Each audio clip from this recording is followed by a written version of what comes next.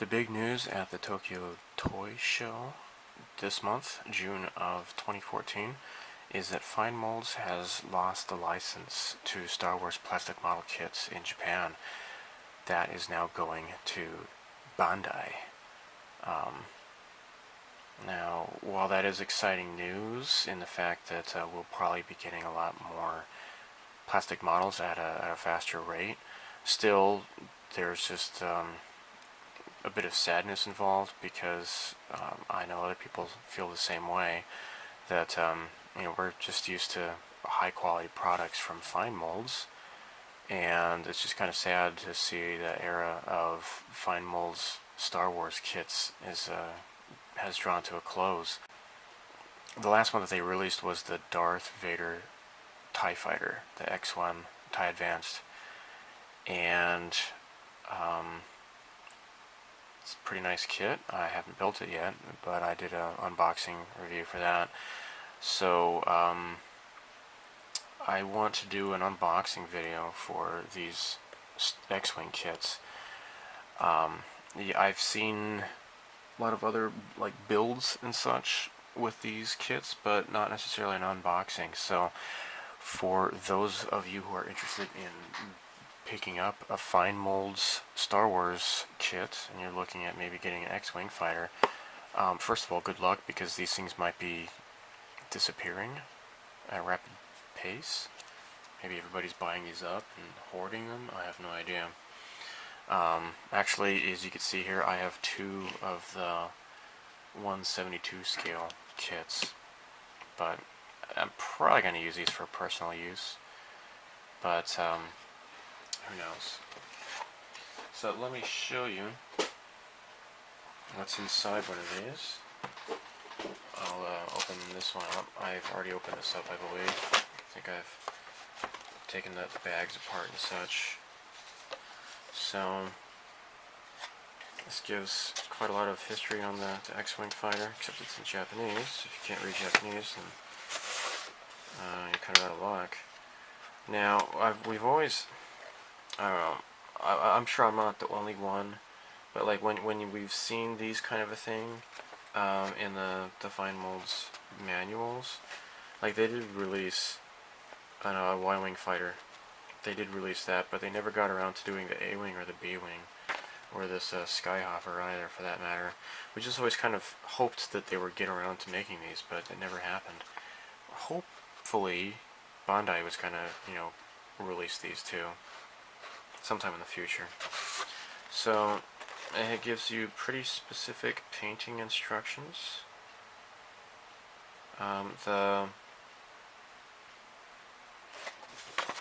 The instructions for the paints are given in Mr.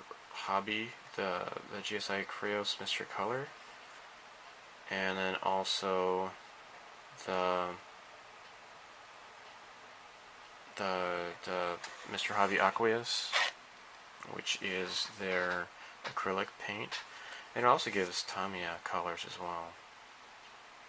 So now it calls for Mr. Hobby number 315 for the base color, and that's what this is here. This is 315. This is the body color for the X-Wing fighter. It's just like a very light gray. A lot of people swear by Tester's camouflage gray. And it's kind of hard to judge just by shaking it up, but I mean, they're mostly the same color. This is maybe a tad lighter, just a little bit lighter than this, I think. But I think probably both of them are pretty good choices. So I'm probably going to use this, I think. So yeah, there's your colors here. It gives instructions on how to paint the figure and such. Now look at this here. It gives specific instructions for doing red 1, red leader, red 2, which is wedge, Red 3, which is Biggs, and Red 5, which is of course Luke Skywalker. So you get, gosh, what was Red Leader's name? Gavin or Dave? Dryce, yeah, Gavin Dryce. And then Widge Antilles, Biggs Darklighter, and Luke Skywalker. So, gosh, you'd have to see the movie many, many times. And I've seen these. I don't know how many times I've watched Star Wars, but you'd have to just, you know, freeze frame these to really pick up the subtle nuances. I mean, gosh, I've seen Star Wars so many times, but I never even noticed that there's only 3 landing gears on the Millennium Falcon in the first movie, whereas in Empire Strikes Back and in Jedi, there's like 6 or so. I forget how many, but I didn't even notice that there's a difference in number of landing gears. So there's people who say that this Fine Mold's X-Wing fighter, as wonderful as it is based off of a larger model that was used for Return of the Jedi that was never actually filmed. So there's some people who will, I don't want to say nitpick, I don't want to say rivet count, but there are people who they're not satisfied with the slightly off proportions as a result. They say it is not exactly the same as you see these in Star Wars Episode 4: A New Hope. For me, I'm not that picky. I mean, I understand why they're like that, and I can kind of respect that. I mean, it's kind of, I don't want to say OCD, but I mean it's just kind of it's obsessive, but I respect that because I find that obsessive people are usually more interesting to talk with, I think. Because if you're not obsessed about something, then you're kind of boring, I think. I mean, that's just me. But I'd rather be interesting than normal. So this has several different decals to choose from, depending on which one you go for. Now I have noticed that the nose cone on Wedge's X-Wing Red 2 is slightly like a tan color. It's a bit off than the rest of the ship. It's just that this nose cone. You see that a lot also in the X-Wing comic books, the Rogue Squadron comic books. So the really cool thing is that the decals are already weathered. You have these nice chipped paint patterns and such. So here you got 1, 2, 3, 4, 5. This is Luke Skywalker's, the upside and the downside. Red 3. This is Biggs. So I don't know. Let's open this up.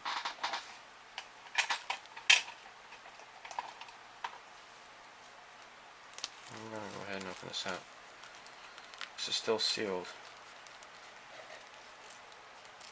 It's just really cool though. I mean, this really warrants buying this kit over and over again because you are able to do it in different configurations.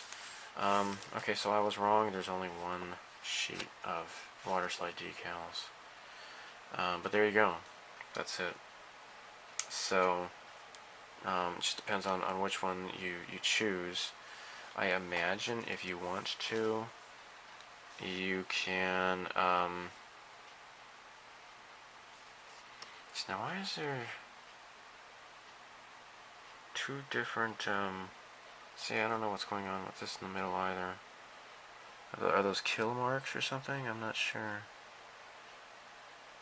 I don't know. This blue, it almost looks like the bottom half of the Tamiya red and blue stars. I don't know what's going on here. But yeah, they all have different ones. So this is for I think their helmets and such. You can do an R2 unit. You know, it comes in either red or blue. That's pretty cool.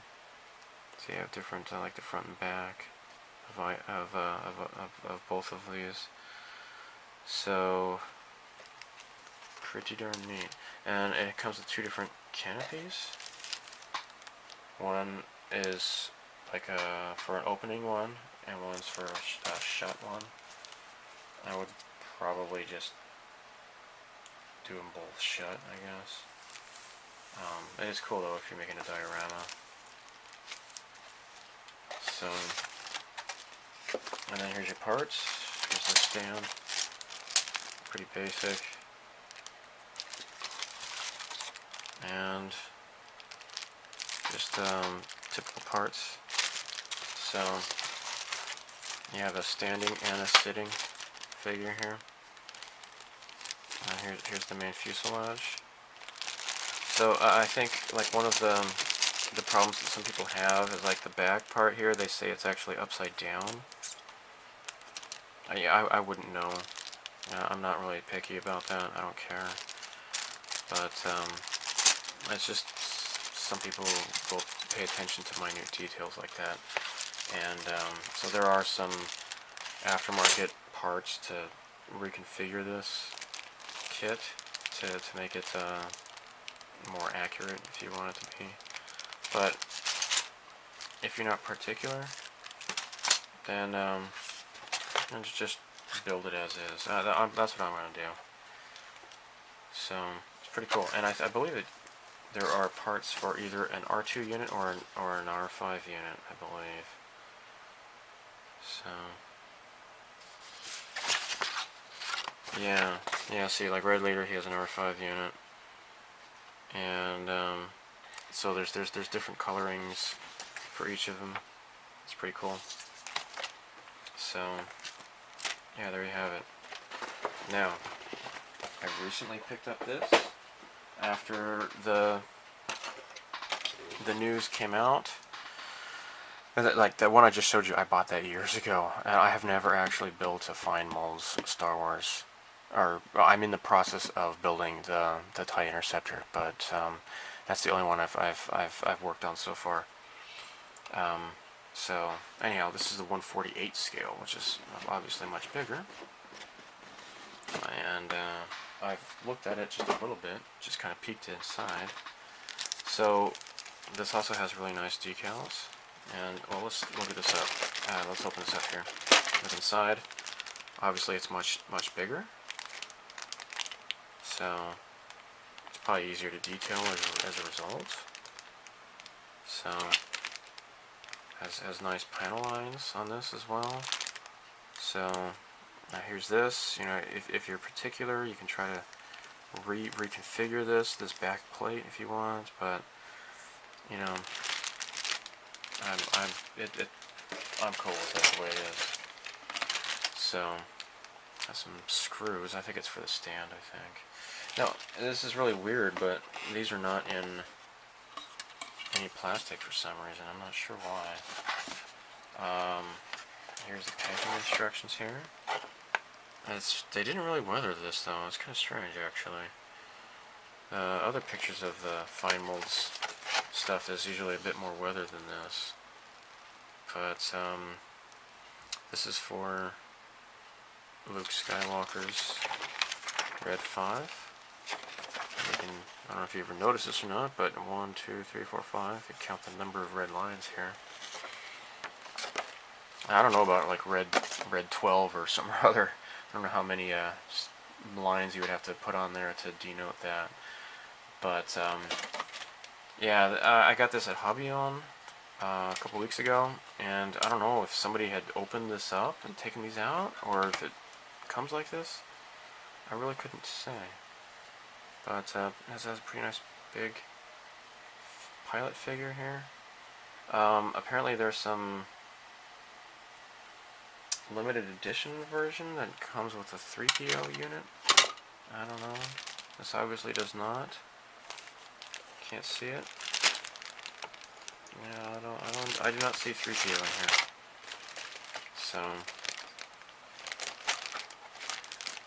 So So yeah, this is it here. Let's open this up. Now, this is not openable. There's no hinge. There's no hinged version of this. So I kind of peeked inside. I didn't open it yet, but I kind of separated, and I noticed there's another sheet in here, and I was thinking, oh cool. They gave you 2 different sheets of decals in case you want to do more than just red 5. But no, that is not the case. And here it is. This is what's going on here. You have these matte stickers. Now you're gonna have to it gives you like this little darted line where you would have to cut. This is really bizarre. This is just it's weird. From what I've been told, that this is the only Fine Molds Star Wars kit that has this sticker kind of a thing. Now Bandai will make these, like the train that I built a year or so ago by Bandai. It has these kind of stickers. See, you can peel it off here. It's just it's just it's a clear sticker. It's not a decal. It's just a sticker. So, in case you wanted to build a big X-wing, but you're scared to do water slide decals, this is what you would use, I guess. Bandai does a lot of these things, and see, this is the problem that a lot of people are anxious about. Is Bandai does this with the Gundams. Bandai will give you stickers. Well, even worse, just like the peel-off stickers. I mean, this is actually better, the ones you would actually cut off. But like the Gundams, they'll have these stupid stickers that you have to peel off. The Yamato kits, those are all water slide. However, as we showed you before, that the like if you look at the Yukikaze, and also the new Gamulus starship, which I do not yet own, but those just come with like regular stickers.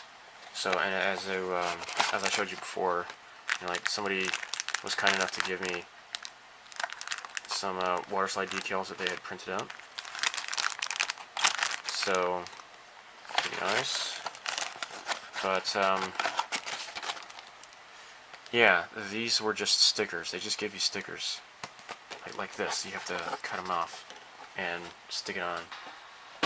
So, I guess I'm rambling, but Bandai, we don't want these. Please, just do not give us these things. We want water slide decals. Please. We really, really, really hope that Bandai is going to deliver a lot more like for example, this is only for red 5, but like as I just showed you, the smaller scale one has different configurations, water slide decals for doing the different ships. That's what was so cool about Star Wars, is that even though if there's just little details like that, all of the ships were different. They all had their own slight differences that made it a lot more realistic and believable. So, time will tell if the Bandai X-Wings and such are more faithful to the movies than the Fine Molds. Somebody mentioned on the Starship Modeler forum that he was able to spot in some ways that the proportions looked more accurate on these new Bandai X-Wings that were on display, but we don't know yet if those are going to be the final product or not. Who knows? So, but this is what we want, Bandai. I mean, look at these decals. They're nice and weathered. They're really cool. That you have that chipped, damaged look to them. This is what we want. This is what we've come to expect from Fine Molds, and we were really, really, really thankful to Fine Molds for delivering these really great models over the years. And of course, it's been frustrating because they're just a smaller outfit. I mean, I've been to their headquarters. It's just a small building, or like maybe 2 buildings together. It's nothing like a really huge model kit manufacturing plant like Bandai or the various Tamiya locations. Much smaller than like Hasegawa. I've been to all of these places, and here in Japan, and Fine Molds is just a small building out in the middle of the countryside. Anyhow, we really hope that the Bandai will deliver really good services, really good attention to detail, because that's what we've come to expect from Fine Molds. So, heck, while I'm at it, I'll go ahead and do an unboxing for the Y-Wing fighter. I mean, check this out. Here you go. You got gold leader, gold 2, and gold 3. See, they all look different, and you wouldn't know that maybe unless you just look at these pictures. So like even like the pipes and such are different colors. And you like this one, they're all gray, but here they're like a sandy brown. It's really awesome. So it gives you the GSI Krios, Mr. Color. You got the Aqueous, and then the Tamiya. So this is really cool stuff, you know. This is what we want, and it has different decals. And I guess I'm not going to really show all the parts and such, but look at these decals. And you got like the dirt and paint chips, and like the scrapes and such that go on the nacelles. That is freaking awesome. I mean, this is what we want. So, Bandai, you have some pretty good shoes to fill, and we hope you really deliver. So, yeah, it's been frustrating with Fine Molds because they would not really crank out like the A-Wing fighter, or like the Lambda class shuttle, the Imperial shuttle, and such. A lot of the NPC AMT Erdl kits we've been hoping that Fine Molds would release, but right now Bandai is focusing on the X-Wing and TIE fighters, and just the basic stuff at first, but hopefully in years to come we're going to see new kits, and then we can compare the two, compare the Y-Wing with the Fine Molds Y-Wing, likewise with the X-Wing, which we're going to get more, a lot sooner, is the Bandai X-Wing. So, but yeah, this is the labor of love. So, these are going to be disappearing. So, I'm kind of glad that I picked up these. This one I'm going to make as Red 5. It's going to be Luke. With these other two, I'll probably just do Biggs and Wedge. The trio that did the last bombing run on the Death Star in the trench. So probably I'm not going to sell these. I'm probably going to build these, and maybe who knows? Maybe I might build them all together. Who knows? So anyhow, thanks for watching, and we'll just cross our fingers and hope for the best with Bandai, and hopefully that they'll really come through for us. So thanks for watching. Bye.